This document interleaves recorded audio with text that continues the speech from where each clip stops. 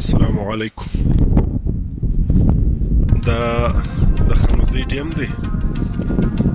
15 اپریل 2024 د سوموار ورځ ده. پرون چې کومې اوبه ډیم له ورالې د موڅي د خوا، نو ماشاءالله په ډیم کې ډېرې اوبه ولاړې دي او دغه مختلف ډیم راغلي دي. ډیم ماشاءالله ډېر ډېر حده پورې ډېرې اوبه کې درېدونکي دي. ته یې وینئ د یو مخ هوار دی او د بلې خواته د خانوزۍ دا کم غنم چې دي دغسې دا ډېر برابر کړل، اوبه یې هم کړل او مځکې ډېر ښایسته کړل.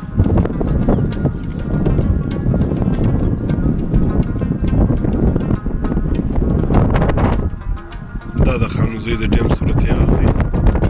غالبا اوس الله د خیر بارانونه وکړي.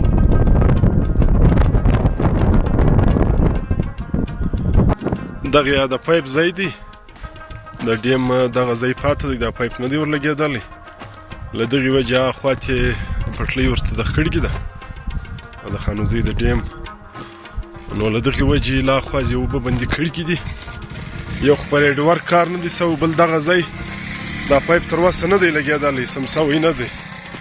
نو له دغې وجې موږ د ښکاره کړو دلته اوبه بندي کړي دي، دغه پټلۍ ورته ولګېده، دوی خواته اوبه نه رایله کوي.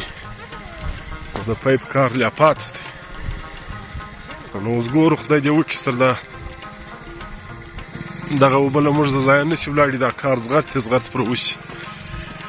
دا ډیم دی، دغه ځای کار نه و پر سوی.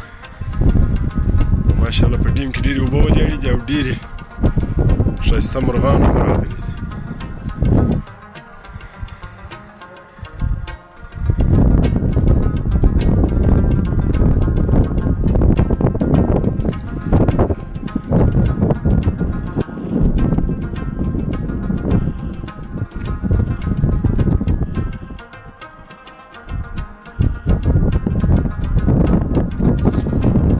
بیا له لوړې خوا د ډیم نظاره ده.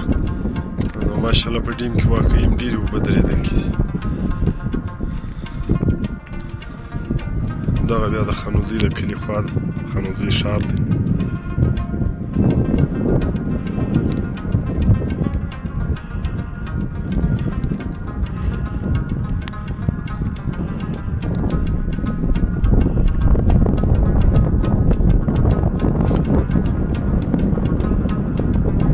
د بلوزۍ چې کومې ده دغه نه مځکې دا هم ډېرې شي اوبه کې،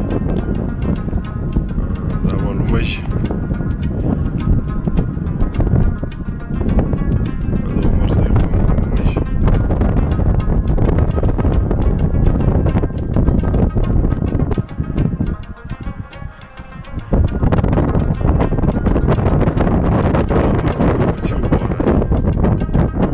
توکې غنه دې ورله کړي دي، هلته پر هیډ کار نه دی سوی، کار لا پاته دی.